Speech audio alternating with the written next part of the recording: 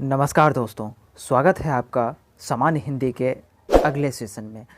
दोस्तों, मैंने अगले सेशन में आपको बताया था हिंदी भाषा के व्याकरण के बारे में, व्याकरण के विभाग के बारे में, वर्ण या अक्षर विचार के बारे में, शब्द विचार के बारे में, वाक्य विचार के बारे में, ध्वनि के बारे में, स्वर वर्ण के बारे में, स्वर वर्ण के जो भेद होते हैं, हर्ष स्वर वर्ण, दीर्घ स्वर वर्ण और संयुक्त स्वर वर्ण के बारे में। और हमने आपको ये भी बताया था वर्णों के जो उच्चारण होते हैं, वर्णों के उच्चारण स्थान होते हैं, वर्णों के जो नाम होते हैं, इन सभी चीज़ों के भी बारे में आपको बताया गया था। तो अभी हम शुरुआत करते हैं इन सभी चीज़ों पे आधारित कुछ वस्तुनिष्ठ प्रश्नोत्तर को। आज प्रश्नोत्तरी देखेंगे। इसमें देखते हैं हम लोग जो नीचे के प्रश्नों में 3 स्वर क्या दिए हुए हैं। नीचे के प्रश्नों में 3 स्वर वर्ण और 1 व्यंजन वर्ण दिए हुए हैं। क्या दिए हुए हैं? 3 स्वर वर्ण और 1 व्यंजन वर्ण दिए हुए हैं। तो कहा जा रहा है कि आप इस व्यंजन वर्ण को चुनें और 4 विकल्पों में से एक सही विकल्प का चयन करें। कुल मिलाकर के कहने का मतलब है कि आप इसमें से व्यंजन वर्ण को चुनें। अब देखिए, व्यंजन वर्ण और स्वर वर्ण की परिभाषा मैंने आपको पहले बता रखी है। तो यहाँ पे जो हम देखेंगे, इसमें पहले क्वेश्चन में क, अ, ए, उ, इसमें देखिए व्यंजन वर्ण कौन सा है? क है ना। क यहाँ पे क्या है? व्यंजन वर्ण है।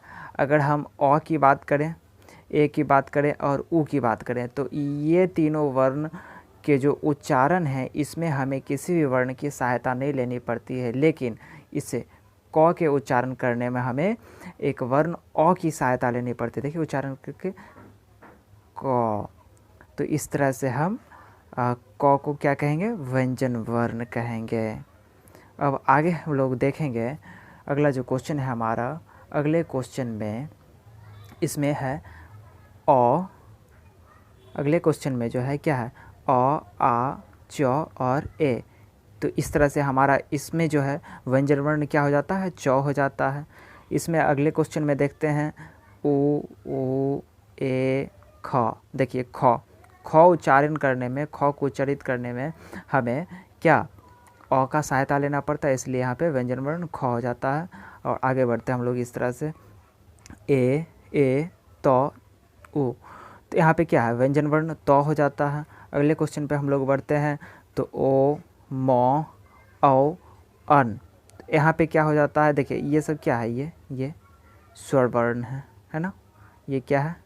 स्वर वर्ण है। ये क्या है? स्वर वर्ण है। और ये क्या है? ये ही तो है व्यंजन वर्ण। तो हमारा 5 का उत्तर हो जाता है बी, म। इसमें हम लोग देखते हैं भ, अ, आ और तो इस तरह से इसमें भी हमारा भ हो जाता है व्यंजन वर्ण। आगे देखते हैं इसमें क्वेश्चन नंबर 7 में। तो क्वेश्चन नंबर 7 में ओ, औ, उ, ये सभी क्या है? ये सभी स्वर वर्ण है। तो इस तरह से इसमें 9 हो जाता है हमारा व्यंजन वर्ण।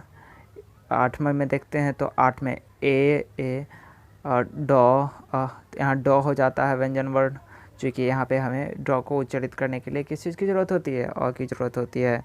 इसमें देखिए 9 में अ, आ और सही ढ। तो यहाँ पे क्या है? ढ है। क्या है? ढ क्या है? व्यंजन वर्ण है। आगे देखते हैं हम लोग दीर्घई, उ, ख और तो यहाँ पे हमारा क्या हो जाता है? ख क्या है? व्यंजन वर्ण है। आगे के प्रश्न में हम लोग देखते हैं तो हमें क्या कहा जा रहा है? स्वर्ण वर्ण को चुनें। क्या कहा जा रहा है हमें? आगे के प्रश्न में हमें कहा जा रहा है स्वर्ण वर्ण को चुनने के लिए। स्वर्ण वर्ण को चुनने के लिए हमने आपको बता रखा है स्वर्ण वर्ण जो बिना किसी वर्णों के सहायता के हम उच्चारित कर सकते हैं, उसे हम स्वर्ण वर्ण कहते हैं। तो यहाँ पे हमारा क्या हो जाता है? देखिए चा, ये चा है। तो इसमें हमें एक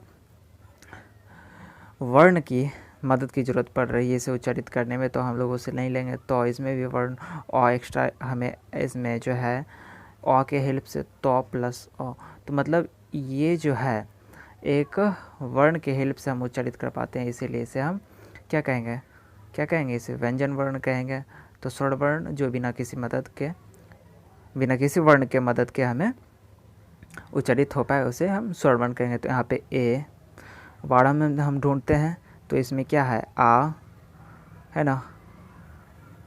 वाड़ा में देखिए क, इसके उच्चारण करने के लिए कुछ ना कुछ चाहिए, औ चाहिए, टा है, इसमें च है, मतलब ये सभी को उच्चारण करने में हमें एक वर्ण की मदद की ज़रूरत पड़ रही है। लेकिन हमने जैसे पीछे पढ़ा था कि ये देखिए, हमने पीछे क्या पढ़ा था कि जिस किसी वर्ण को उच्चारित करने में हमें किसी अन्य वर्ण का सहायता ना लेना पड़े तो उसे हम क्या कहेंगे, स्वर वर्ण कहेंगे। तो 13 में देखते हैं प, सौ, तो इसमें क्या हो जाएगा, इसमें बी नंबर आंसर।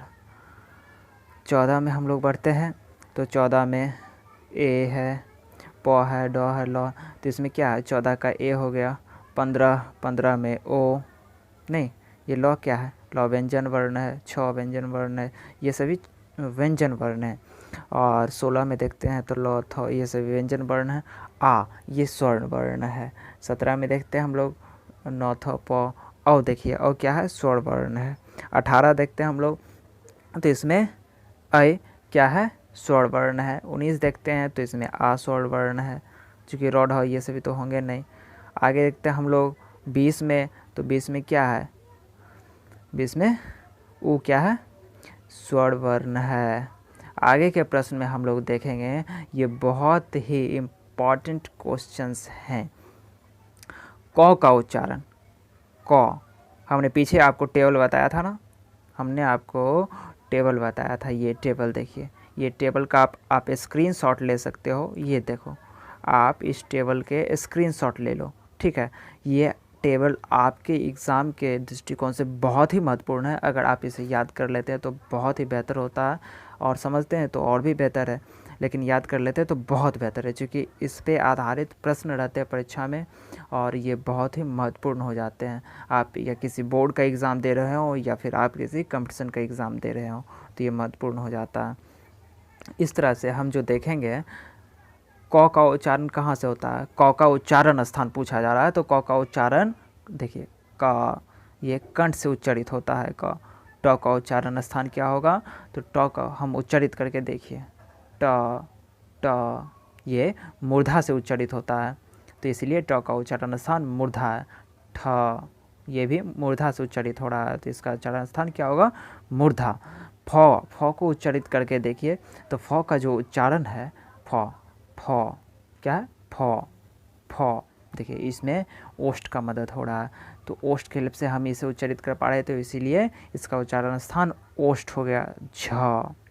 झ, देखिए तो इसमें तालु का इस्तेमाल हो रहा है, तो इस तरह से झ का उच्चारण स्थान तालु हो जाता है।